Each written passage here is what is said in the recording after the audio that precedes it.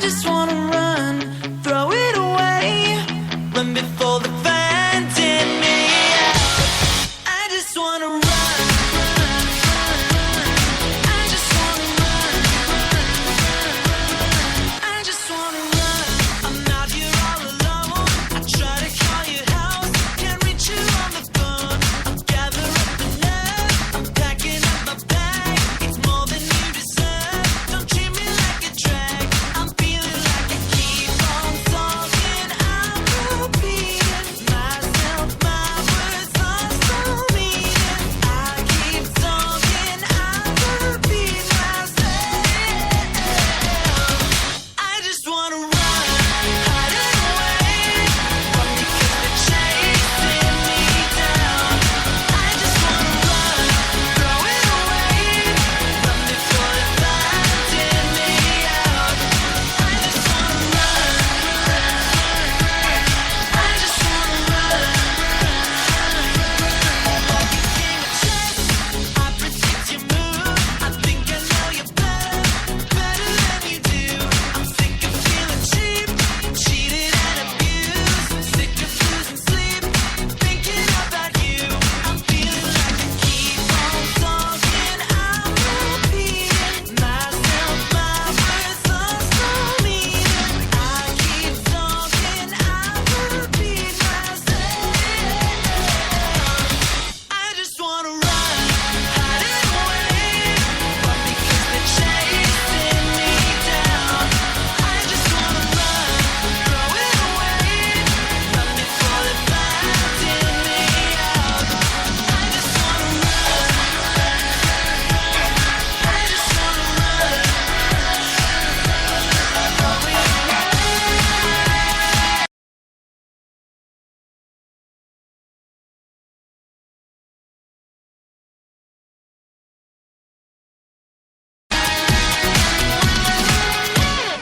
I just wanna run, hide it away, run because they're chasing me down.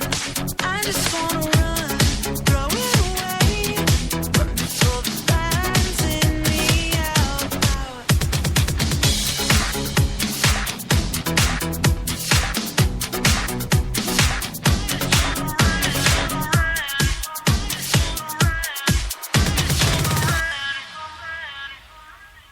I just wanna run, hide it away, run because they're chasing me down. I just throw it away, run before the fans in me out. I just wanna run, run, run, run. I just wanna run, run, run, run. I just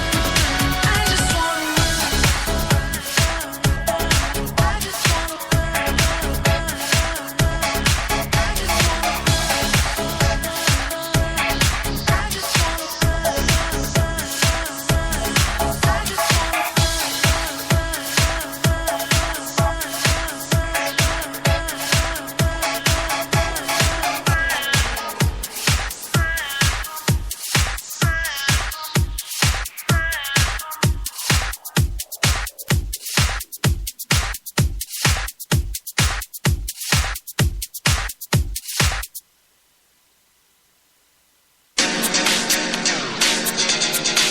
just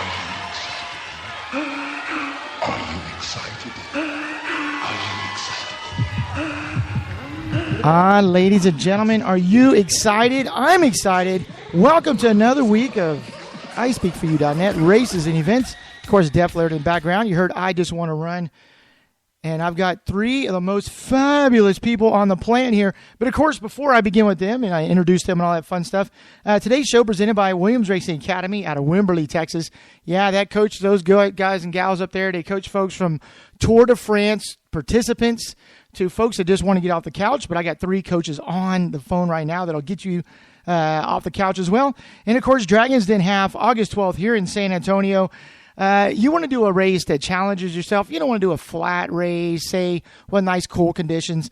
The Dragon's Den, can you survive it? More information at dragonsdenhalf.com.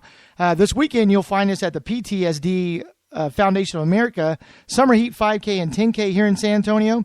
It's an amazing race. What they're doing is they're raising funds for women, veterans, and first responders for a camp. So basically, they have one in Houston. It's a nationwide thing. They're going to base the one here for ladies here in San Antonio.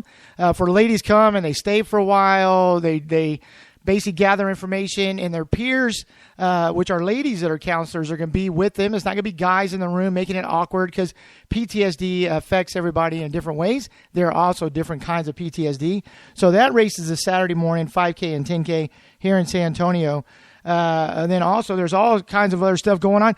But let's kick off the show because it's going to be so great. I've been waiting to get these folks on the phone and on the air. So go ahead. Let's start ladies first. Melissa with Run Heifer Run. How are you doing? Good morning, guys. I'm so excited to be here with such an incredible group of people. I'm humbled and honored. And, Mark, I love my time with you. So happy to be here. Thanks for having me again. It is just amazing, folks. That was Melissa. And, of course, I've got two of the guys who you want to know their story. Jason, how are you doing, my friend? Doing good this morning. How you doing, Mark? Like Melissa said, feeling pretty humble this morning to be on the call with you guys this morning. Oh, don't worry about that. You guys are, I just can't believe I have you on. And then, of course, Jason Clark, who's getting ready for his first Ironman. How you doing, Jason? Or Colin? Oh, yeah. Hi, Mark. How you doing, man? You feeling good? Oh, yeah. Can't complain. Just ready to do another training session, you know? It's amazing. So, folks, again, we are here to motivate you, to get you ready, to get you to see what's coming up in your neck of the woods, that we can get you obviously motivated, because we have three, like I said, the three of the most amazing people on the planet here to do that. And so, Melissa, what do you have going on this weekend? Now that you have all of everybody together, what do you want to say to these two guys?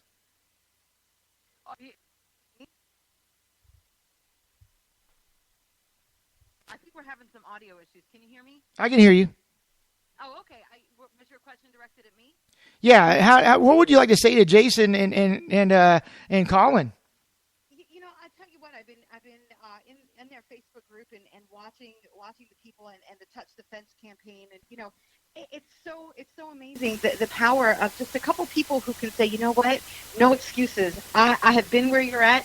I have got off my backside and I have made a change. And what ignites me is watching them and the effect that they have on this community. And one after one, people step forward and they say, because of you guys, I'm getting up off the couch. Because of you guys, I'm signing up for a 70.3. Because of you guys, I'm getting up and I'm going to find a fence and I'm going to touch it. I'm going to touch another one tomorrow. That is incredible. So, it's similar message that we have in Run Heifer Run. So for me, it just makes me so happy seeing so many people reached, people that before social media we didn't have this connection with. The world is changing for the better. People are becoming healthier. People are becoming more aware of what to put in their bodies and how to raise their children with healthier food options. And, it's you guys. I mean, hats off to you. You are doing an amazing job over there. And, it's just, it's fun to watch. It's just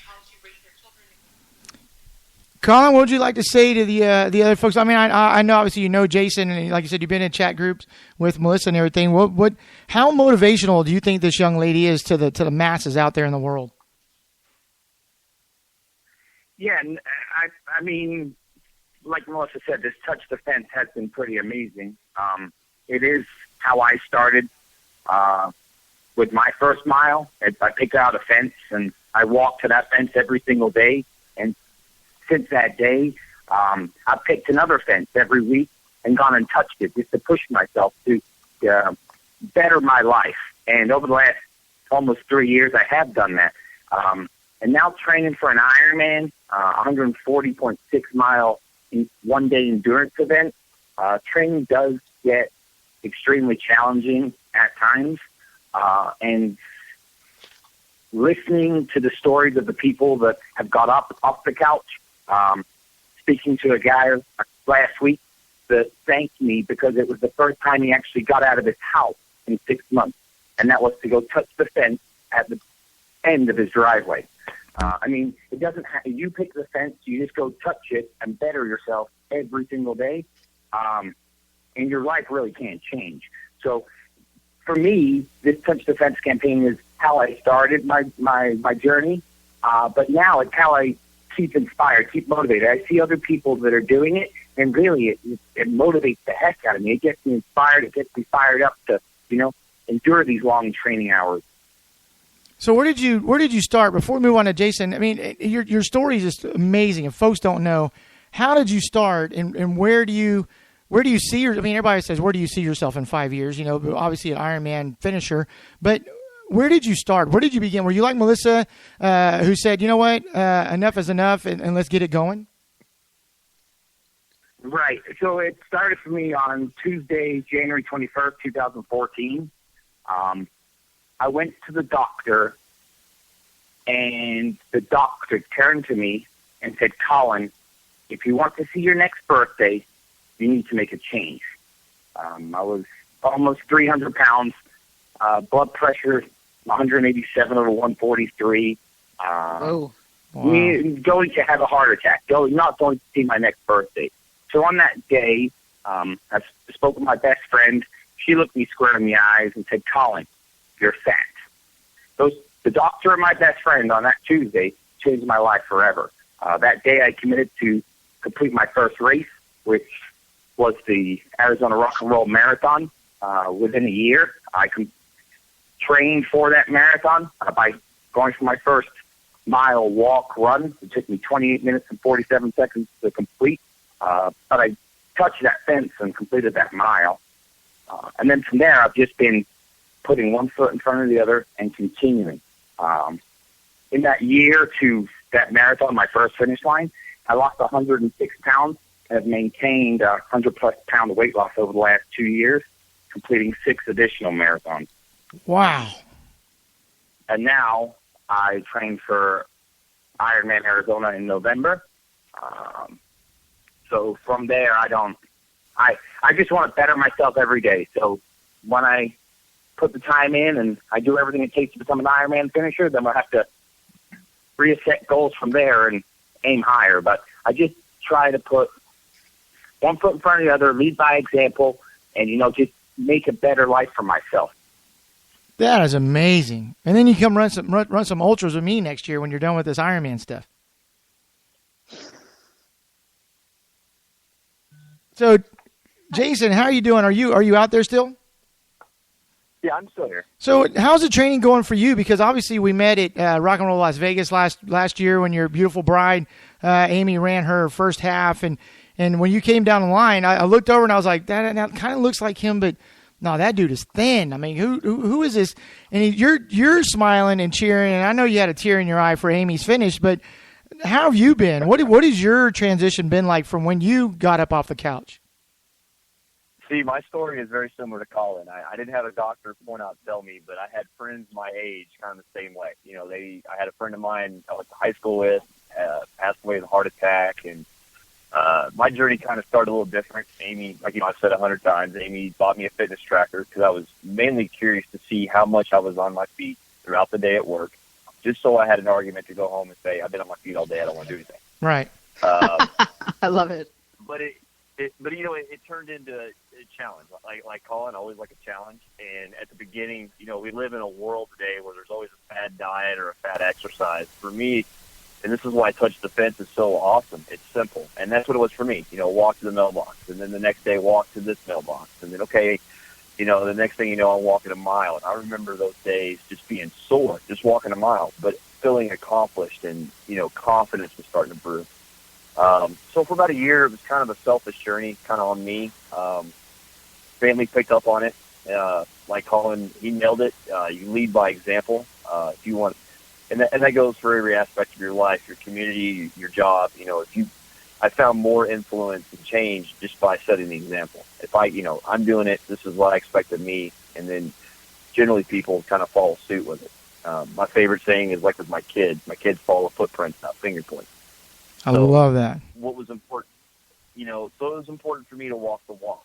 And finished a marathon within a year and a half of starting this journey. Wasn't satisfied. Did another one 10 months later. Still wasn't satisfied. Then watching the Breaking 2 campaign Nike did, decided I'm going to set a goal for myself in Vegas. 4:30. Mainly to break 5 hours. Yeah. 4:30. I want to break 4:30 mark. So it gave me a target to go after. But through this process, what we've discovered is we're influencing others, and I've said it before too, Mark. That I get more joy out of that, more motivation out of that servant leadership than I ever will accomplishing my own individual goal. Like Colin said, too, if you get a phone call about a guy, thanking him, we get those calls all the time, and it just pumps us up. To the point of where I'm looking now going, okay, we got to reach more people. I mean, the obesity outbreak in this country is just unbelievable. It's a major issue, and it's a contributor to preventable diseases and everything else. And, we're not asking people to go do extreme things like Ironman events. We're just asking guys just to, find a goal, believe in yourself, and go after it. And then you start seeing the world changing people after that process starts. Yeah, And and the funny thing too, if I can, is that once people kind of catch on that somebody else believes in them, all of a sudden that sparks a little bit of hope in a lot of people that sometimes don't have any, and they feel this hope. Well, if Colin and Jason can do it, if Melissa can do it, and all these people that are taking their example can do it, maybe I can try to do it.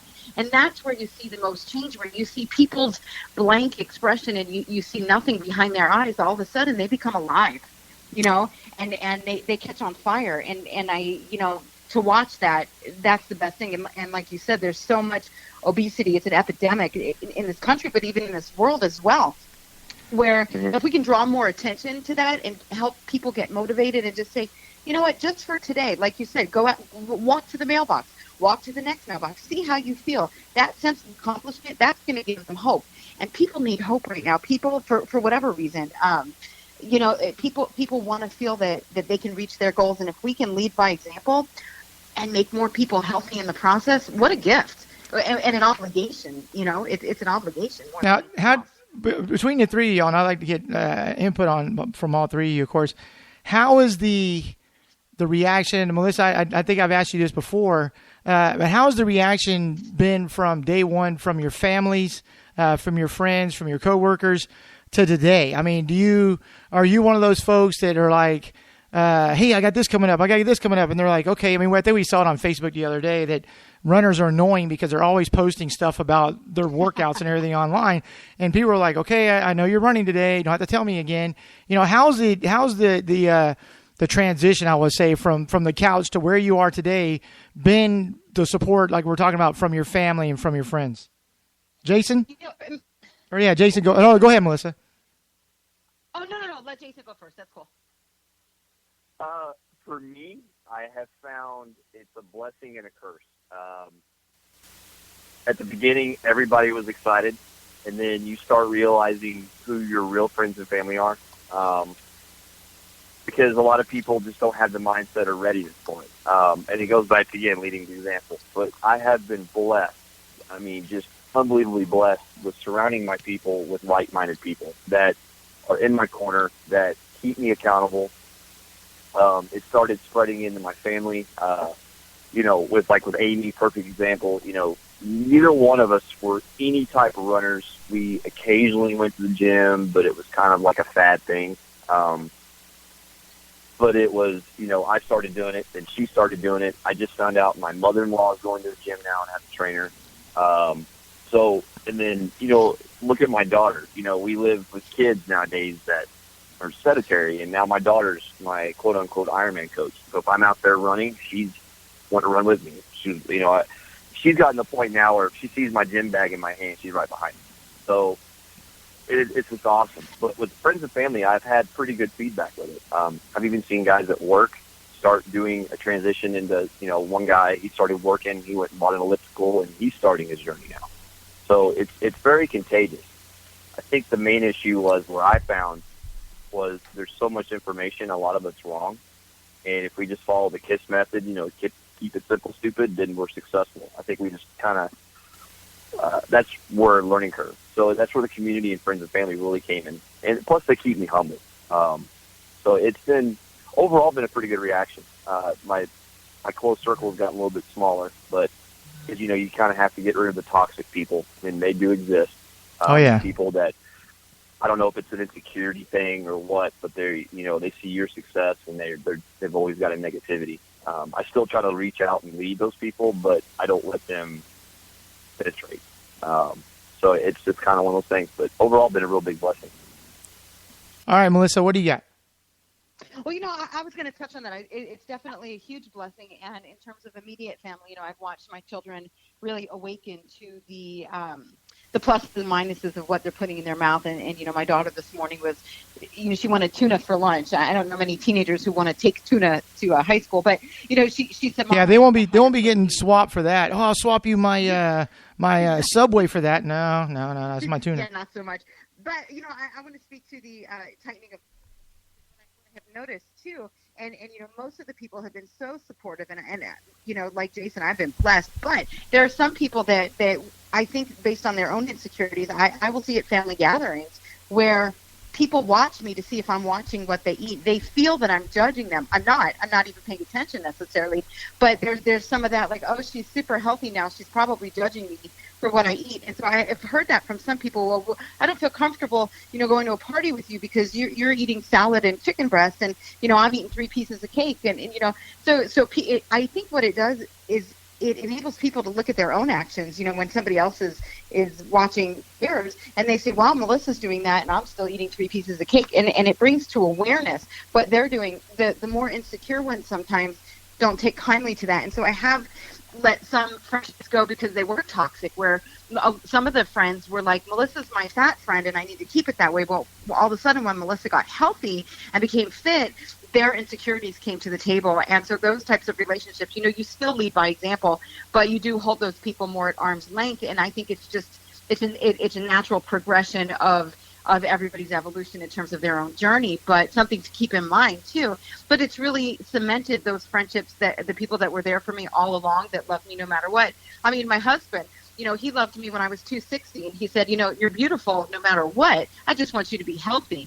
And that's a big deal. I think, you find out who are your true friends, and that's been a real blessing for sure. Yeah, and that's kind of funny. And I think Colin, who's going to come up and talk next, I think that is, and I see people that treat me differently since I lost 50 pounds. They look at me different and treat me different. I'm like, I'm the same person. I'm just not as big as I was. Do you find that? Do you find that as well, Colin? Yeah, no, absolutely. I've had 2 friends that have stuck by my side the entire time. Been very, very supportive. That's my best friend, and who now is my coach.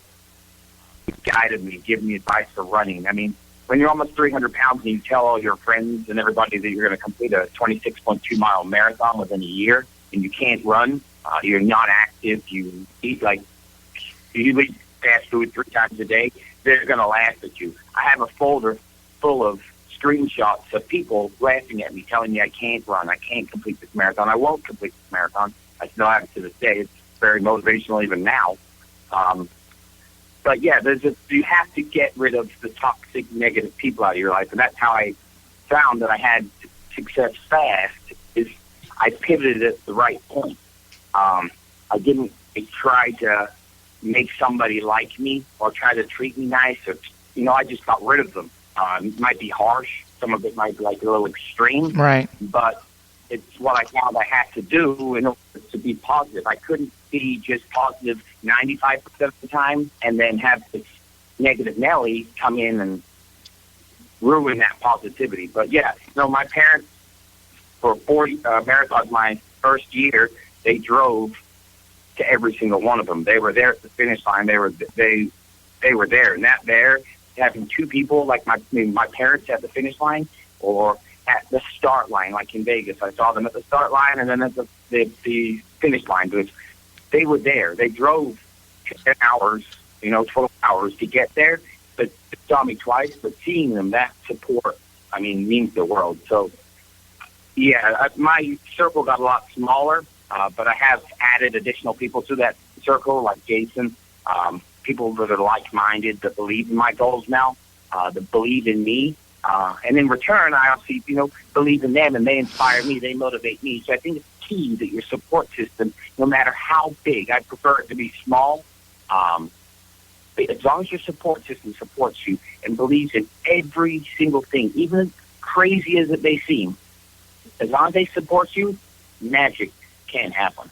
Oh yeah. Absolutely. And it was awesome seeing you guys in Vegas. I saw you a majority of it, the 5K on that Saturday night, and I was just like, what amazing fun group. I mean, just full of life, celebrating life, it's having fun with each other.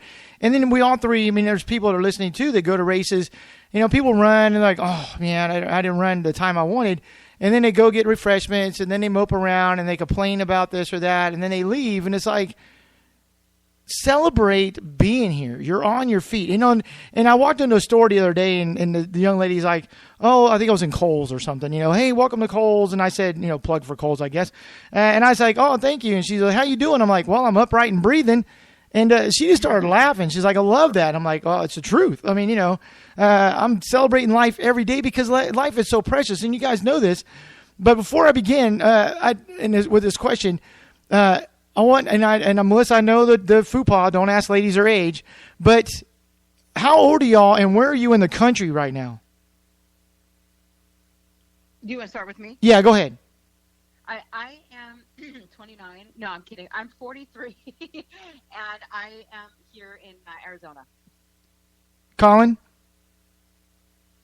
I'm 35, and I'm in San Diego, California. Oh, yeah, nice and 38 nice and cold weather. He's got Colin's got the hard place to live. I'm 36 and live in Dallas, Texas. Now, when all three of you guys, obviously, folks follow Run Heifer Run. Obviously, we've seen a lot of folks that they haven't, and they need to go on Netflix and watch the amazing story from FFtFL where you guys ran Ragnar over in Miami, I think it was. But obviously, a lot of us, a lot of folks listening weren't athletic through school. They weren't the football players or baseball or track or anything like that. Where did you come from? Like, let's start with Jason. Did you work out and run through school and everything, and then later in life to say, "Oh, I love food too much"? That's how I was when I retired from racing. And then I was like, you know what? I can't. What happened was I saw a picture of myself, and I was like, "Who's that? That is not me." I don't like staying on scales, but I do every Friday. But I saw a picture of myself at a race announcing, and I'm like, "Oh my God, I'm the fat announcer. I can't." And I would say that, oh, I've run marathons, I've done this, I bike race for 20 years, and people are like, yeah, right. And I'm going, oh, God, I can't be that guy anymore. So where did you come from? What was your background a little bit? And then what is your motivation for doing what you're doing? Jason? So growing up, I was always active, always on the go. Luckily, I grew up in a generation where we didn't have all the technology, so our entertainment was outside. But, background in football and baseball. Right out of high school, joined the military, did the airborne school thing, so I was always slim and active. And then like a lot of us vets, when we get out of the service, we kind of get complacent. But, I still active. I had a labor blue-collar job, so I was always out in the heat, always going, always on my feet. So my transition really started when my wife got pregnant with our daughter. I guess out of sympathy, I gained 50 pounds in that pregnancy. Wow. And like every guy, I'm in denial, thinking, I still look good, there's no problem here, eating like crap. Because, when I was younger, I had, people hated it, but I could eat whatever I wanted and not really gain weight. Once I got in my 30s, nature kind of took over and that kind of slowed down a little bit. But what I found was I had a high-stress job. I have a son with Asperger's syndrome, so that's a whole another dynamic. Right. A newborn at home, and just life is crazy. So Amy and I, where we used to cook, now we're doing the out-of-the-box quick meals, or we would just go get fast food or whatever it was, poor choices. I was at a birthday party for the friend, and his wife just happened to take a picture and post it on Facebook. And that day, I just kind of went, holy crap, I'm out of shape. I have a daughter who I want to participate. I want to walk her down the aisle. And the way I was going, I was leading to a heart attack. I was even in denial because of the high stress job. I was coming home having 2 or 3 drinks, so I was down that path and decided. I just literally woke up one morning and said enough's enough. It was a slow transition. Made small changes. I think the first thing I did was give up Cokes, and then it just kind of was a domino effect. I saw the success, and I really think that once we see success or change, it becomes addictive.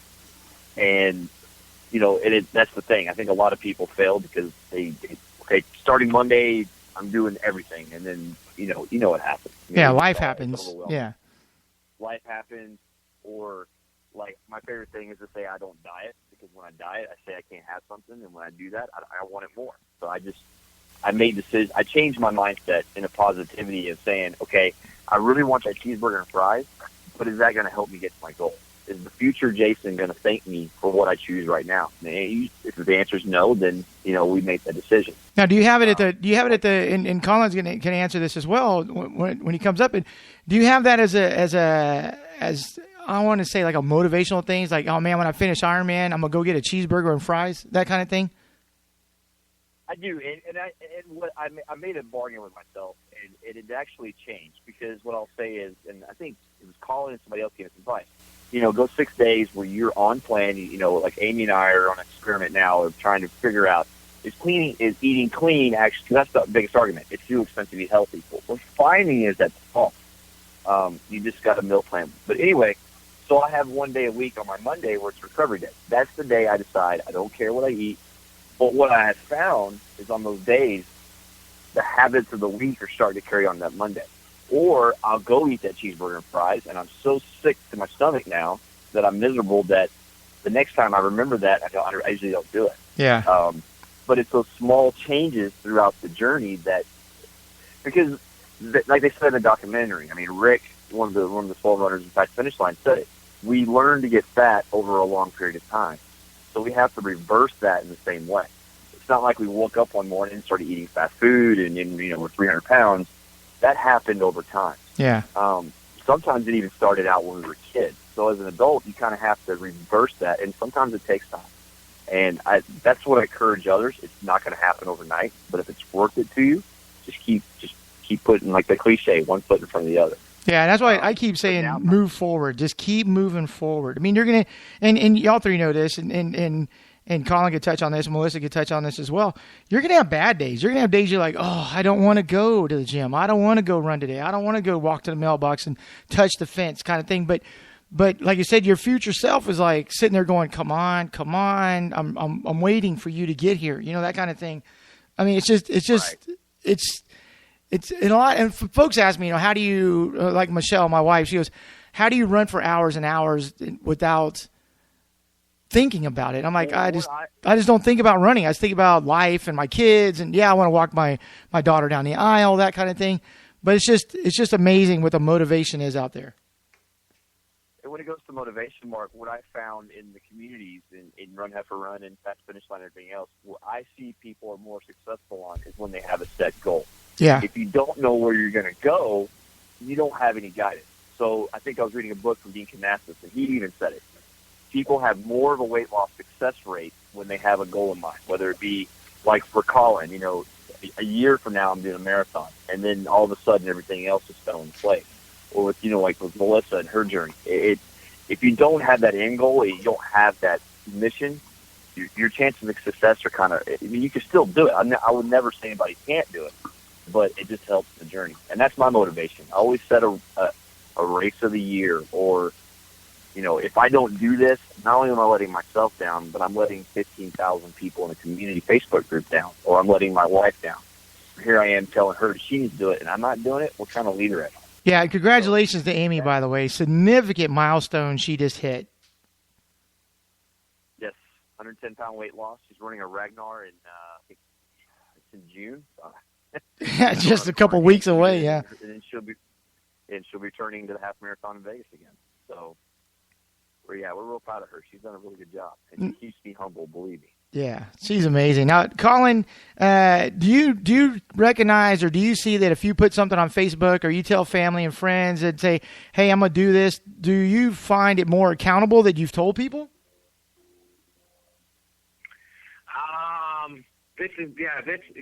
So the beginning of my journey, my first marathon, so my first race, I didn't put it on social media. I went through my weight loss journey, like the people saw it before and after picture. Like they saw the after and they're like, "Whoa, Colin, you lost! Whoa, whoa!" Right, You know, right. they just saw the shock factor. I didn't.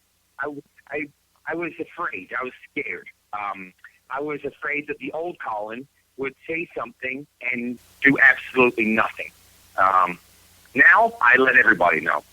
So my very first marathon, I didn't, and I went out there and I completed a 5:43, and I completed that goal. And then I let people know, and then since then I was like, I saw the people that I had inspired and motivated, and the messages and people reaching out asking for help started. And I'm like, okay, it's kind of selfish not letting everybody know. Just keeping the goal to myself and my progress, my pain to myself. So at that point, I post in the groups more than I would post on my Facebook, like personal page. Right. I do post when I go cheer on fellow friends, racers at events. I like to go cheer on people. That gives me inspiration and motivation to keep pushing. But like you said, Mark, there are days that I wake up and I really don't want to train. Like I want to sleep in, or I want to just come home from work and sit on the couch and eat ice cream or eat chips, or things that everyone wants to do, right? After a bad day, the last thing they want to do is go and put 2,500 yards in a pool, or go spend 3 hours on a bike, or go do a 12-mile run. People don't want to do that, Right. like all the time. So that's why you have to have your whys. If you're wise, and you just can't have one why, or why, people ask me this all the time, why do you do what you do? And my list could go on. I've thought about that question while running marathons, and you have a lot of free time. If you need to understand go race a marathon, right? Because you'll figure it out within those 26 miles. Like, you'll have a little, talk with yourself. But the why, it's like now, my why now is like I have a following, and there's people that are looking to me to lead. So that's why I don't quit there. My mantra that I tell myself every day is don't quit, won't quit. I recite that in my head hundreds of times a day. But yeah, you just have to go out and find something that you can do, one thing. And it's just one simple thing. It's not easy, a weight loss journey, to lose 100+ pounds in a year if you want to, or go train for a marathon. None of it's easy. It is all very simple. I think we just overcomplicate it as a society. We overthink things. We think that it has to be done a certain way. And realistically, it's done the way that you do it. It works for the person. But you just have to keep doing one simple thing every single day. And over time, that will add up to a big change. The simple thing I did when I turned 18, when my parents, moved cross country and I was living on my own, is I went to Wendy's. I changed one simple thing. I went from home cooked meal to a Wendy's diet plan. And then over 10 years, I added 150 pounds. So, one simple thing got me to my morbidly obese status. One simple thing got me to a endurance athlete.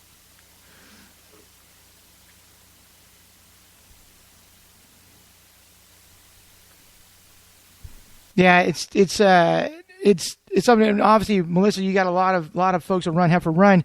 Where do you see your biggest motivation coming along besides your family? My biggest motivation, like the guys have said too, is knowing that I'm an example, that you're leading by example. So, knowing every day that I get up and I want to be able to say honestly to everybody who's watching, because for everybody who posts on your group and on your Twitter, etc., there are 10 people who don't say a word but that are just watching. I want to be able to honestly report back, you know what, today I was dog tired at 3:30, but I got up and I went for a run because I know what I have to do. I mean, my diet, I also changed to like a fast food diet, and that definitely contributed to a lot of my weight gain. And changing those simple things makes a difference. So what I try and do is lead by example by saying, okay, you know what, much like Jason, maybe on Mondays, we eat Little Caesars or whatever. I mean, it's not great, but I'm one of these people that I agree. It's moderation. It's not, I'm not ketogenic for life. I'm one of these people that says, okay, you know what? I can have a bite of something here and there and still enjoy it. And I take that message to other people because, like they've said, when you deprive yourself of something, if you tell yourself, don't think about a purple elephant, that's all you're going to think about, and that's all you want. So I say, you know what, kind of like, the future Melissa, is this going to help me get to my goal that I need to reach right now? No? Okay, then I'll wait until next month and I can enjoy this if I still want it. Chances are I might not want it. I might want something different. But, you have to get up and keep doing it. You just have to get up and show up. And my mantra is handle your business. I have a different way to say business, but it's a four-letter word. So, and every day I wake up and I want my kids to, I want them to always remember, Mom handled her business. Mom knew what she had to get done, and she did it. And really, for me, that's my driving force. And I try and tell everybody, in the heiferhood, look, we're here. We can all make a positive change. You don't have to change everything at once. For me, it was easier to make a complete change all across the board. And I didn't tell anybody when I first began my journey. I told nobody. I mean, my husband knew, but that was about it.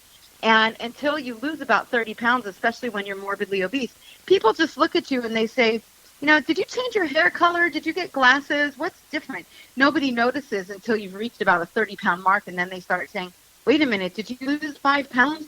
And so I was very vocal about it after people began to see a change in me, because I needed that support. Like, I need the cheerleaders. I want people saying, go girl, you can do it, at a race. I want people screaming my name so that drives me to move forward. And so then I started to talk about it, and then people came out of the woodwork, and that's one of the reasons I founded Run Heifer Run. I discovered there was this need, kind of like Fat to Finish Line. People need support. And if we can be out there doing what we're going to be doing anyway, and we can encourage people and help support them, there's no greater gift to give back to humanity than that encouragement and to empower people to go through their own journey. Because a lot of times, I don't know about Jason and Colin, but for me, gaining that weight, there's emotional ties to that. And maybe women are a little bit different too. But we're emotional eaters, and I know men eat also that way. But, so we can encourage people to look inside. And like you said, and I've never run 26.2. I don't even like to drive that far. But, if we can encourage people, you're doing a lot of introspective work when you're out there pounding the pavement. And that helps you to understand who you are and why you've become what you are, and how to break free of those chains that keep us down. So for me, I have to lead by example. I have to show people, yes, you might have PTSD, you might have come from an abusive childhood, but that is no reason to live your life as a victim. Yeah. Get up, show up, and don't give up. And that's really what I preach, is just handle your business, because there's not way. I love when people throw excuses at me. Well, my husband travels and I have 2 kids. Right, throw me another one. My husband's gone half the year, and I have 4 kids. So throw me another excuse, because I can still get it done. So can you. I love that. I thrive off that. Showing people that there is always a way. You do what you can when you can. If you got to cook dinner, that's okay. Do calf raises while you're boiling pasta. I don't care. Do something. And I love seeing that light bulb come on in people where they go, oh my God, I could do a wall sit while I'm waiting for my kids to finish dinner instead of finishing their food for them, all that other stuff, And I have kids with challenges too, and that's frustrating. And to show people that you don't have to turn to food for comfort, you can turn to exercise and those endorphins, and surround yourself with supportive people. There is just no greater gift to give yourself. Yeah, I like to do planks through commercials. And then, of course, which really goes quick, because Michelle hates commercials. So, like, if we're watching a DVR thing, she'll fast forward it. I'm like, no, wait, I don't need 10 seconds. I need like a minute.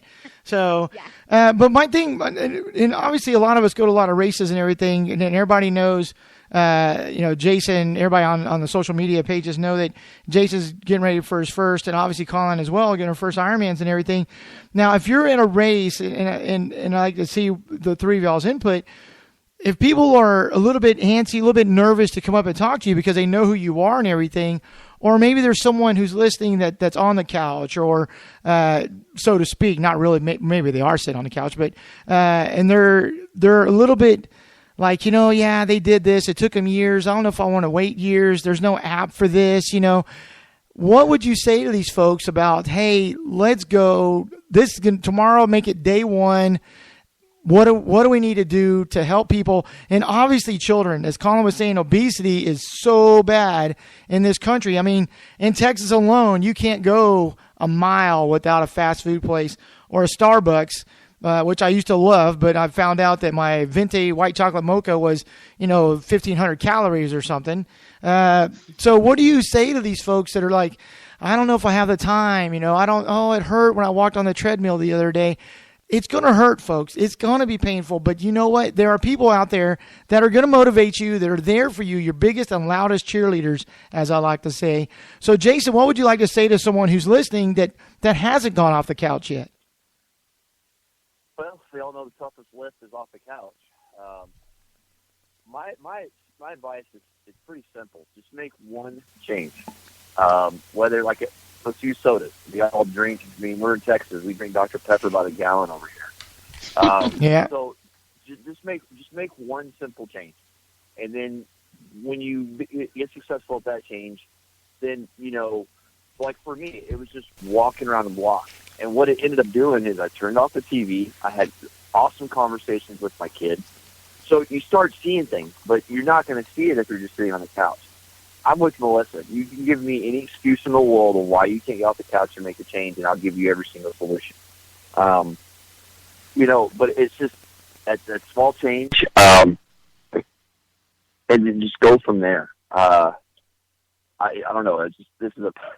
Getting off the couch is kind of a passionate thing. There's a lot of things I want to say. I kind of have to stop myself and kind of say, okay, they're not you. Like for me, I haven't watched TV in almost a year now, but. Just do something. And like with Colin's touch the fence, it's such a simple task that can literally take either a few minutes a day, just taking a few minutes of your day, you touch the fence, and then you go, okay, I'm going to go touch this fence. But it's just making that small change. And then setting your goals small at first and then kind of working your way up. And then go from there. Colin, what do you say? I was told by my coach when I first started running, and he gave me 3 bits of advice. But when I kept coming back to him and saying, this really hurts, like the pains, of running and the muscles, not just the muscles not being used. You've been sitting and doing non-active, entertainment for a decade plus, that your muscles aren't used to running or walking. And he told me it then, he goes, Colin, the pain of accomplishment is greater than the pain of regret. So wow. That back, I said, whoa, that's kind of powerful, right? Because 6 months earlier, I was almost 300 pounds. Now I had gone through the first 6 months on my journey I spent with mindset and nutrition. I trained for a marathon within less than a year, and I didn't start running until 5.5 months prior to that marathon. I first worked on mindset and nutrition.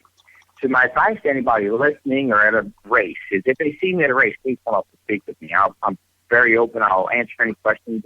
If you need some encouragement, motivation, I have references. I will get you motivated and inspired. But what I would tell people is to go out to a race. I challenge everybody to go out and volunteer at a race. You'll see elites, you'll see back of the packers, and you'll see age groupers just like yourself that is doing what you want to do. So I would suggest go volunteer. You can volunteer at a water station. You can volunteer, just put metal around somebody's neck or registration. You can sit down. You can stand up. It doesn't matter. You pick the volunteer job. Just go volunteer at a race. And if that doesn't motivate and inspire you, then I would suggest going to watch a race. It can be a 5K or an Ironman. But stay there until the last person crosses that finish line, because that last person may be able to motivate or inspire you to do what you would like to do, because it is possible. Anything's possible as long as we don't quit on ourselves. That's what I would tell people. Just don't quit on yourself. Do it. It's going to be tough. It's going to be really tough. Sometimes you're not going to want to do it. But if you don't quit on yourself, magic and amazing things can happen. I will promise you that. Yeah, and before Melissa chimes in, it's one of those things, like I said, Michelle asked me, she's like, how can you run for hours and hours and hours and hours and just not think about it? And I'm like, well, because to me, and I've been running since 1977 was my first half marathon, and I was 10. And I'm about to turn 50 here in July, so a long time I've been in this game. To me, it's a lot of mental. If my mind is telling me something, I'm basically just like, shut up. Just mind your own business, basically, because I know my foot is hurting, but I know that I can run through this. I can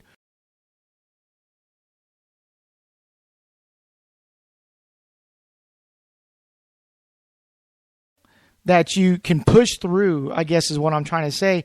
So a lot of folks are like, oh, I got a little, like you said, I got a little pain, and hey, it's growing. As a Marine say, pain is weakness leaving your body, because you're going to get those pains. I mean, even now today, 15 miles, about mile 14, or actually the first mile, I was like, oh man, I'm just going to go back to bed, or I'm going to go eat some ho-hos and bonbons on the couch and watch HD TV, as I like to say. But the first mile is always going to be toughest because your body is like, no, I don't want to do this. I don't want to do this. But the more you do, the more you will be successful. And obviously, like I said, you have the loudest and greatest cheerleaders here. Now, Melissa, what do you say? Yeah, I say a lot of the similar sentiment that's already been talked about. Really, for me, I watch people that are in my family, people that I know and love, and they have a lot of regret. They're, I won't name names, but, there's a lot of significantly obese people, and I hear from them constantly, well, this hurts, I can't do this, I can't do that. Well, gosh, when I started, good Lord, I mean, I was pushing 260, 265. I'm 5'3 3/4. I'm not a big person, big bone. Everything hurt. I'm talking, that T-shirt that says everything hurts and I'm dying. That was me. That's still frankly. But, everything hurt. And I say to them, but if you just give it a minute, when I wake up in the morning, I snap, crackle, and pop like a box of cereal. Everything hurts, but I keep going, and eventually I get a little bit warmed up, and by mile 3, I'm thinking this doesn't hurt as bad as it did in mile 1. You have to keep going. It's, kind of like Bruce Van Horn says, life is a marathon. It's the same thing. It can all be equated back. It's a metaphor. Every step we take is a step in the right direction or the wrong direction. So, like Colin said, the pain of accomplishment, my God, that trumps the pain of regret every single time. There's not one time where you go to bed at night and think, man, I'm sorry I went that extra mile. No, because you're doing something good for your body. And for me, it's all mental. It was literally just a switch that had to flip in my mind. It's something that said, okay, I'm either on or I'm off, and I'm going to do it. And I'm very headstrong, so I'm going to turn that switch on, and I've got a goal. For me, I keep a pair of pants hanging on my closet door, and I know that when they're a little bit tight, and I got to pull back a little bit. And when they're a little bit loose, I'm doing good. So I don't weigh myself every day like I used to. I used to be obsessed with that number on the scale. But now what I'm finding is it's a physique and it's a build more than a number, because especially as women, I don't know about men, but our weight fluctuates, good Lord, daily, whether it's hormonal, sodium, whatever. So it's not necessarily accurate, and you can get very down on yourself if you see you've gained a pound, but darn well you didn't eat 3,500 calories worth of anything to gain weight. So for me, it's how things fit, but it's that mental switch. And once it's been flipped, it's like I'm in go mode. And like Colin said, I'd rather go to bed at night sore from the gym. Yesterday was tricep day for me. I'm walking like a T-Rex today. I can't use my arms. But that pain of accomplishment, gosh, at least I know I did what I had to do. And I tell people that just get up and make a change. And it's funny, like Jason, or was it Colin? I don't watch TV either. I can't sit. I'm very ADD. I don't have to. All three of us don't have TV. That's great. Yeah. Nope. 2+ years. You know what? And we limit the time that our kids spend on their electronic devices as well, because life was simpler back when we all grew up. A little bit older than you guys. But anyway, we all played outside. We didn't have Xbox and XYZ box and all that stuff. So we went outside and we played chase and we played tag and, all that stuff. And even in the winter, we made snow igloos and stuff. So, there's merit to that old school. And I don't bring a lot of processed food into my home. And like Jason was saying, this experiment with eating healthy, well, it's actually true. I'm working on a blog post about that right now. It's not expensive to eat from the perimeter of the store. And there's every city, we have something here in Phoenix called Produce on Wheels Without Waste. We get 60 pounds, that's 60 pounds of fresh organic produce every Saturday morning for $10. Wow. Now and I've learned how to cook over the last couple of years. So on where we get 52 zucchini squash, we have a lot of squash meals in the freezer. But there's definitely ways where people can learn how to eat healthy, and it's not easy. It's very overwhelming.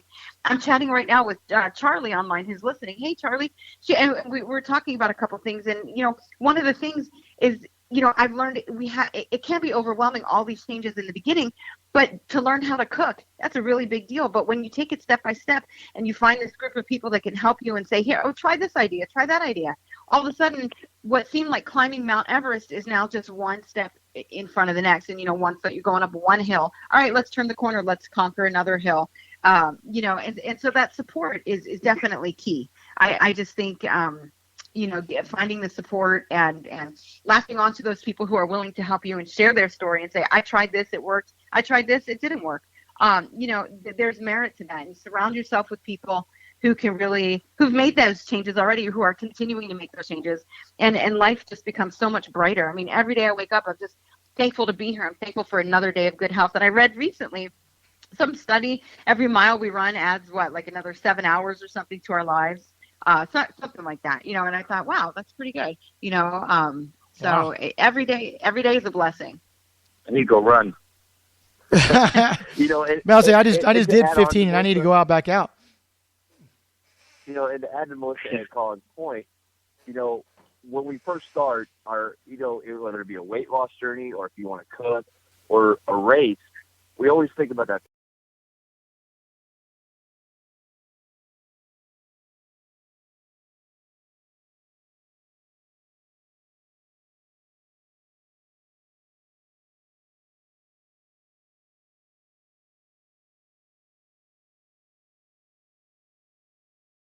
Going to be Gordon Ramsay chef overnight. But what it is I just have these small finish lines and do it like they say, how to eat elephant, you do it in small bites. It applies to every single thing we do on this journey. Like right now, we're keeping it simple by just simple ingredients, just simple vegetables, simple, meats and protein. And with running, every time I go out and run, I'm like, okay, I just need to get through this mile. I need to get through this interval. And I got a 1 minute break. And once you start doing that, you turn around and all of a sudden you've gone 26 miles. But once you start thinking about that, or, on your weight loss journey, I've got 150 pounds to lose. You start getting overwhelmed with that goal where if you say, you know what, I lost 3 pounds, and then now it's 6 pounds, and then it's 8 pounds. You have these small celebrations to get to your main goal. And that's the other thing I want to tell people just starting out. Have the goal that scares the hell out of you, but have smaller transition goals to where you help you get to that main goal. Or like Absolutely. What Colin always tells me all the time, find that goal that scares the hell out of you, learn to be that person that achieve it. So now, Colin, when Colin put out that I'm gonna run a marathon in a year, obviously that scared the hell out of him and everything. But Colin, did you like, okay, these gonna be my baby steps. I'm gonna do a couple 5Ks. Like you said, I'm gonna go touch the fence at this point, touch the fence at this point. Did you find those small accomplishments fulfilling emotionally? I guess I'm trying to ask, or did you just say, you know what, my emotional goal line, I guess, will be the marathon? The marathon obviously was a very emotional day. But getting to that point was just as emotional. I mean, I can remember the first time, my first mile run walk, the 28 minutes and 47 seconds. I can remember that. I can remember sitting on the bench in tears because it hurt so bad. I can remember taking 40 minutes to walk home. I can remember my roommate at the time laughing at me because it just taken me 100 minutes to go 2 miles.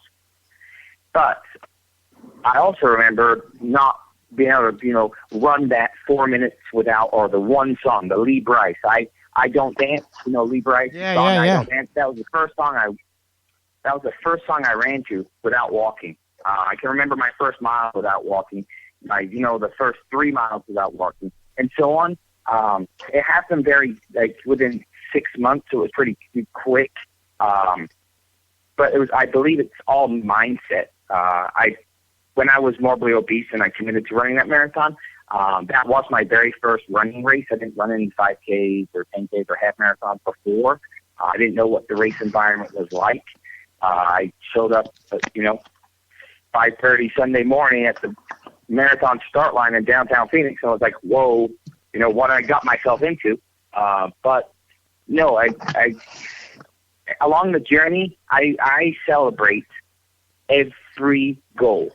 Since the beginning, I do reward day. I don't do a cheat meal, a cheat day or anything like that. It's a reward. I set out a goal for the week, whether it is to have no soda at the beginning or have drink. At first, it was like to drink 4 glasses of water a day for a week. Now it's like I drink 4 glasses of water before I, go to work in the morning. Yeah. But when I did that on the 7th day, when I rewarded myself I accomplished what I accomplished during the week, and then on that 7th day, I rewarded myself. Then I added in mileage goals or exercise goals. There have been a few times that I didn't hit them. The most I went was 3 weeks without, because 3 weeks without rewarding yourself with like normal people food, like people tell me, like, will you eat some normal people food? Without, a reward like that, your body, your mind, it's that's where people fall off the rails, is when they are very strict on themselves and say they can't have certain things. I believe you can eat anything you would like, but you just have to earn it. Some things you're going to have to do a lot more to earn, but you can have. That's how I look at things. I don't deprive myself of anything. I can have whatever I want. I have like a Mexican cola every week, just because I reward myself with it. But along the journey, it certainly has been emotional.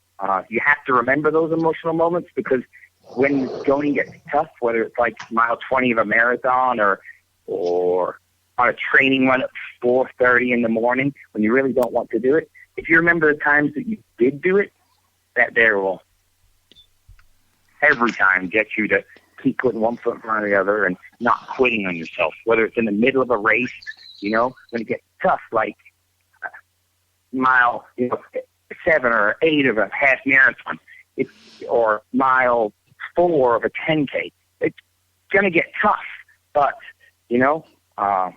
you can just keep putting one foot in front of the other and just believe that you can. Believing in yourself is one of the most important things you can do. I mean, if you believe you can or believe you can't, you're right. Right. And it's one of those things, like you're saying, you have to believe in yourself before someone.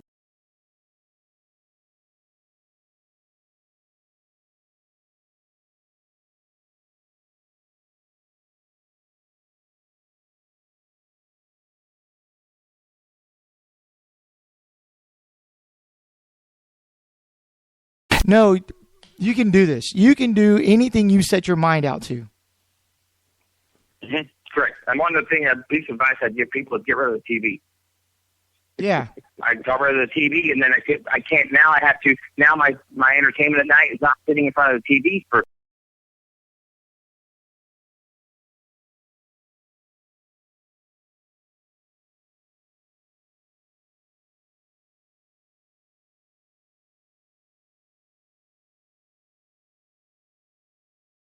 Always been irrelevant to me. It's just going out and bettering myself every single day. And then when you do that, because it's the only competition we have in this world is against ourselves. Yeah, and the that's previous self. And that's so true. Yesterday. Yeah, because you don't want to be, you don't never look back. I have that saying on my wall here in the office: "Don't look back, keep moving forward." And that's what I was seeing. Like Jason drove from home down to Houston, and it was like, man, I gotta get some air. I've been cooped up in this car, so he went to Galveston and ran on the seawall down there. And that's just one of those things. Like he didn't have to do that, but he needed to do that. Right. Mm-hmm. Right. Well, and we all have choices, right? It becomes a need, right? Because once you become accustomed to that Mm-hmm. lifestyle, and then you find it, it's addictive, those endorphins and the way you feel afterwards. You feel this accomplishment and you feel good about yourself. It's extremely rewarding. Mm-hmm. And all of a sudden it does become a physical and a mental need. It's a release. Instead of eating because you're stressed out or bored, you want to go for a run, you want to go for a swim or a bike or whatever, because all of a sudden your lifestyle, you wake up and you're like, who am I? I can't believe that I need to go for a run. And what a gratifying feeling to know that you're no longer reaching for a beer and, old episodes of Friends. All of a sudden, my husband looked at me, he's like, in a good way, but like, who are you? Who is this woman? Because, you said 4:30 in the morning, and that's the hour. That's my hour. I love that hour. That's when I'm out there running, and you discover all of a sudden that I need that time instead of, I need a beer. I need time. I need to go clear my mind to get my body healthy. And I too, I'm a morning person, so I find when I exercise in the morning, it's easier for me to make proper choices the rest of the day because I don't want to mess up what I've already done. I don't want to. Oh, yeah, good point. Ruin the work that I've done that morning for my own health. Yeah, but folks run or they walk or they ride or they swim or do step aerobics or what have you, or spin classes, which I used to be an instructor, so that was always fun with me, because I had 3 hours of classes every day. But there's always different times. Like you said, your 4:30 is your spot. My 7:30 is mine. Collins is different. Obviously, Jason's is different. Folks, you've got the time. If you've got the time to be on Facebook, you got the time to do a plank. You've got the time to do a wall squat. You've got the time to go walk around the neighborhood. Or as Jason and Colin love to say, go touch that fence. I mean, obviously, walk to your mailbox may be in front of your house or your apartment or whatever, but walk around the complex to get to the mailbox. Right. Yeah. Add to it. Get creative. Get fun with it. This transformation that people want to go on. They want to better their lives. They want to lose weight. Whatever the goals are, just go out and better. Like, we all know that we can push ourselves a little bit more. We just have to be honest with ourselves and just like, the mailbox is there or the fence is there, but I can do this. I can walk to it twice, or I can walk to it once and a half. I can do this. I can do that. As long as we're bettering ourselves and pushing ourselves internally, mentally, that the switch that happens will happen a lot faster. Yeah. When we start seeing that we can do it, I mean, I'm a big believer on not stepping on the scale during a weight loss journey. I know that goes polar opposite to most programs and what people do. But during my weight loss journey, I only stepped on the scale one time. During, obviously before and after I stepped on it, but during the process, I stepped on it once. I could see in the mirror after the first 6 weeks that I was losing weight, and then you can tell in the belt, and then your clothes start falling off, like literally. One thing I want to add to that is what you're saying is be honest with yourself. Because oftentimes we cheat ourselves. We say, I can't go one more mile. Mm-hmm. Yes, you can. Yes, you can. And you should. And I do the same thing at the gym when the trainer gives me, some dumbbells and I'm thinking, I could probably do 10 pounds higher. Be honest with yourself, because that's how you're going to make your gains, because I'll lie to myself every day. Because when I look in the mirror, as Colin was saying, I still see 248-pound guy. I don't see, I don't see me. I don't see what I am now. And Michelle's always saying it, man. Your clothes are falling off of you. I can see your ribs. I can see your obliques. That kind of thing now, which you never saw before. But the tape measure, because like Colin said about the scale, I'll get the tape measure out and go, okay, where am I at now? Every Friday is my tape and measure day, and I can see the difference that I'm losing every week, and that's my honest with myself moment, I guess. It's essential. I think that if we can't be honest with ourselves, why bother? And it's hard for some people to really look in the mirror and have a good hard look. And oftentimes those runs, that's when we can do that. We can really be introspective and say, okay, what do I need to look at today? I need to look inside and figure out why I'm doing this or how to make this better. But looking inside is important. And, so is measuring. I mean, measurable differences are differences. Yeah. Well, before we close off, folks, because I know you guys got busy days and everything. We can obviously do this all day long. What is obviously the Ironmans are coming up for you guys. Melissa, we're going to get you in a marathon, and all three of us are going to be there to support you and cheer you in or run with you. But what's your goal for 2018 that someone may not know right now, Jason? Well, I made the big one. Would be Ironman Chattanooga. My company's a title sponsor for that race, so I picked that race. Big goal for me in 2018 is to help as many people as I can, to reach out as much as I can. I want to scream this message from I want to get rid of the word I can't in this world. Love it. I want just to be a motivational factor. Mainly want to focus that with kids more than anything. I think that's where it all starts. I think, I go to school lunches with my daughter, and I'm watching these kids, and I think the other goal is just to pass out as much information as I can. There's a lot of misleading. I'm going to cut the BS right now. There's no magic pill. There's no instant gratification in this journey. It doesn't exist. But yet there's companies out there making millions of dollars on this marketplace. Millions. What I would rather do is, it's sad, and then it leads into me and Colin can go days and days and days on that. But I want to just educate people on how simple it really is. It's gonna be like Colin said and Listen said, it's the toughest thing you'll do, but it is so simple. And then guide them into the resources they need. But that's kind of been my mission goal statement, and I know Colin's the same way with Touch the Fence, and then Melissa's the same way with One Heifer Run. But yeah, my big one is going to be Ironman Chat, and I think it's going to be a fun year after Vegas is over. Yeah, and that's a totally flat course in Chattanooga, just to let you know. I'm just kidding.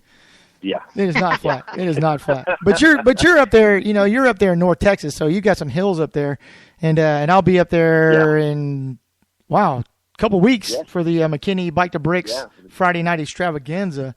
So I'll be looking forward to seeing you guys. So Colin, what's your big goal in 2018 that people may not know?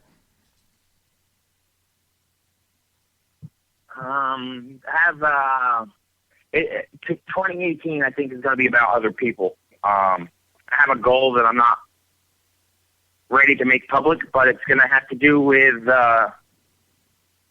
helping people and helping challenged athletes. Love it. So if anyone that doesn't know of an organization, a great organization foundation, is Challenged Athlete Foundation. Yes. CAF, Team CAF. If you have an event, a CAF event that comes to your town, I would not miss it. It will probably be the most inspirational day of the year for you. But they do amazing work for kids that are have challenges, physical challenges, and adults as well. They make running, swimming activities. I like having a kid's lifestyle. They try to make it as normal as possible for these challenged athletes, but they give back great work to the community. So it's going to be my goal for 2018 is something to do with challenged athletes. I'll leave it like that. But it's going to be pretty epic because I like to do big things. You're not a small time guy. Because I've got one life, right? We all have one life. We might as well live it to the fullest. Yes, sir. I just like going and setting a goal that I wake up scared shitless for every single day, and that drives me to hit these goals, keeps me going, waking up scared. I just like setting a goal that really, really, really scares me. Yeah, I did the same thing in November. I came off of a cruise with my family and my in-laws, and like I said, it was one of those, I saw a photo of me, and I was like, there's no way. So I started December 1st, literally just like you said, walking to the next mailbox, walking, doing that thing. And I've been an athlete all my life. And I was like, I cannot believe I did this to myself. So I said, you know what? I'm going to do 2 marathons in February within 2 weeks of each other, in which Austin Marathon was the second one, which was the hardest marathon I've ever run in my life. And but I recommend it for everybody to go do it because it's just an amazing thing. And like I said, I woke up every day going, why did I do this? And certainly that second marathon, I was like, why am I doing this? I could literally be sleeping in, going to Taco Cabana or something right now, getting tacos. But no, it didn't happen that way. But it's one of those things you have to set that challenge, folks, and it has to scare the shit out of you. And you have to be like, man, I don't know if I can do this, but you can do this. Believe me.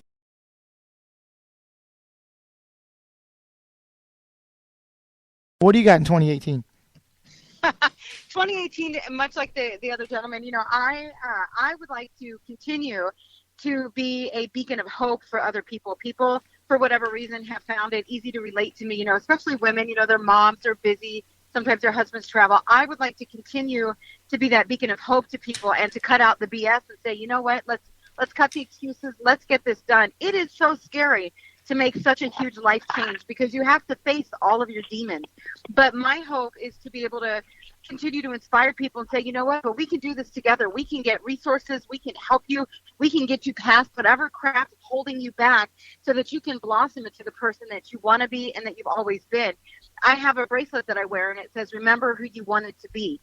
And it's a pretty powerful statement to me because growing up, I became fatter and fatter every year, just after having more children. I was a pretty chubby teenager, and even in my 20s, I just got worse and worse. As a kid, I was fat. I was that kid at dodgeball. You read the article. He would throw the ball at me, and who played dodgeball? That's mean. But to be the kid in the middle who gets hit by the ball over and over, and people laugh at you, I want to be able to help people and say, you know what? I get that you've lived a life in the corner, that you don't have any self-esteem, and you feel lesser than.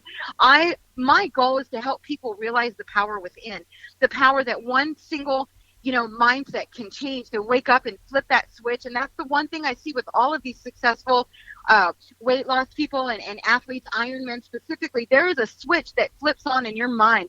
And I want to help people locate where that is and help them to flip that on so that they can see their own value and their own power and their own ability to change not only themselves, but the world around them, because people are watching you, whether you realize it or not. And so if you can be a good example just by making small changes, whether you're screaming it from the mountaintops or whether you're doing it quietly in private. Like I said, I didn't tell anybody for those first 30 pounds or so because I was afraid I was going to mess it up.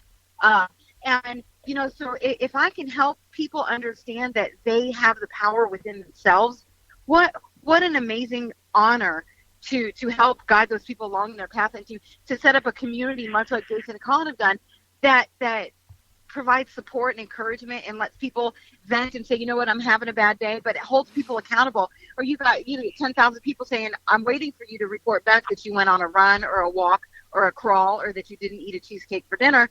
Accountability is big, and I just want to continue doing what I'm doing because to watch these lives change as a result is just we're making a positive impact on the world, one person at a time, and that's a huge responsibility, and it's one I don't take lightly, and it's one that just it ignites me every single day. I wake up and I'm like, wow, I get messages much like these guys do, every day. I've seen what you did. How can you help me make this change? Boom, nothing is amazing for people to understand that they can do it. There are no excuses. There's no reason for anybody to happiness, obesity, diabetes. When these things, you can change. You can absolutely reverse what you've done in a lot. To be a part of that, it's humbling. It lights my fire. It is so true. So before we close out real quick, Jason, if someone wants to get a hold of you, how do they get a hold of you? They can reach me on Facebook, Jason Clark, or Instagram at Jason the Dad. Yeah, those are about the two places. That's where I'm at most of the time. Also, I'd like to give a good shout out for our group at the Finish Line. If you go to Facebook, search groups and from Fat to Finish Line. Also, if you have Netflix, I believe it's on iTunes, and I want to say it's on Amazon, but it's Fat to Finish Line documentary. And then, Touch the Fence, that hashtag, just hit that hashtag on Instagram and you will find us. I'm telling you. And folks, obviously use that hashtag touch the fence because I did this morning. I was like, I got to post this, me laying on my driveway, touching the fence. But it's such an amazing thing. So, Colin, how do folks get a hold of you, my friend? Yeah, don'tquitwon'tquit.com. That takes them to my Instagram page, which is my handle, Don't Quit Won't Quit. So that'd be I post my journey to Ironman, Arizona on there daily. So if you want to follow along, please do. I use it as an accountability tool. So Don't Quit Won't Quit on Instagram or I love it. don'tquitwon'tquit.com. Social media has changed how things happen, I'm telling you. And, of course, Melissa, how do folks get a hold of you? You can find me online on Facebook. We have a group page. We have a regular page, and we're active in our group. It's Run Heifer Run. It's HEIFR. It's the one with the 3 cartoon cows running up top. You can find me on Instagram also, Run Heifer Run. On Twitter, MelissaCon7. And you can email me, melissa@runheiferrun.com. Now, I just brought up something that I wrote in December, and I want to see what you guys think about this. Basically, it was like my soul. I came back from a run, and like I said, I was like 248 pounds at the time. And I said, the road may be long and hard and unforgiving, but they will doubt that you can do it, secretly and publicly. But the more you run, the more you move, the more you run within yourself and outside yourself, the pain, the laughter, the doubters will go away. But they aren't why you're doing this. Who are you doing this for? Why are you doing this? You, for your family, to silence the pain, for life, for oneself, for mental health and happiness, to erase those demons that chase you day in and day out, to get to those finish lines and say, yes, I did it, so let's go. So I wrote that in December, and when you guys talk about the demons and just moving forward and doubting and all that, I understand, and I applaud all 3 of you for what you do. Oh, that you, sums it up perfectly. Yeah, thank you. That's really the perfect way to sum it up. Yep. So our closing song, Colin, in your honor, is going to be Lee Brice, I Don't Dance, just to let you know. Oh, perfect. Thank you. And the next time we all 4 of us get together, I would like to talk about nutrition and, again, what can we do in 2018 or the rest of 2017 to get our children involved, where we are, where our home is, and more things than that. So I really thank y'all for calling in, and I know y'all are very busy. Looking forward to it. Thanks for having us. Thank you, Mark. Thanks, y'all. Thanks, Mark. Thanks, guys. And, of course, Thanks, folks, guys. you follow them on Facebook, follow them on Twitter, follow them on social media. It is just an amazing group of folks right there. Melissa, Colin, and Jason, I'm so honored to have them on the show. This is Mark at ISpeakForYou.net. This is Lee Brice. I Don't Dance. That's right. Get those demons out of your head. We'll talk to you soon. Have a great weekend. That's what I always thought. Yeah, I was that kind of man. And just ask anyone. I don't dance, but here I am, spinning you round and round in circles. It ain't my style, but I don't care. I'd do anything with you anywhere. Yes, you got me in the palm of your hand, 'cause I don't